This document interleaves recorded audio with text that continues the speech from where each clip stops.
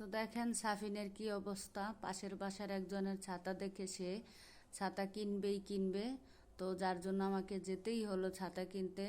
সারা বাজার ঘুরে দুপুরবেলা ছাতা পেলাম না, ঘুরতে ঘুরতে একটা দোকান খোলা পেয়েছিলাম ছাতা। তো এই দেখেন তার অবস্থা। ছাতাটা তো সে হাতের থেকে রাখেই না। দুপুর থেকে এখন সন্ধ্যা এরকমই চলতেছে। কার কার বাচ্চারা এরকম করে কমেন্টে জানাবেন।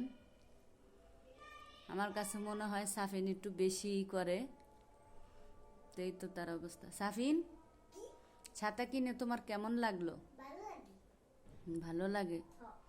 তা তুমি সবাইকে বলে দাও তুমি কি করো, কেমন আছো বলে দাও, বলে দাও, বলে দাও সবাইকে কেমন আছে সবাই। আবার ছাতাতে বাসিও আছে, কি অবস্থা বলে দাও।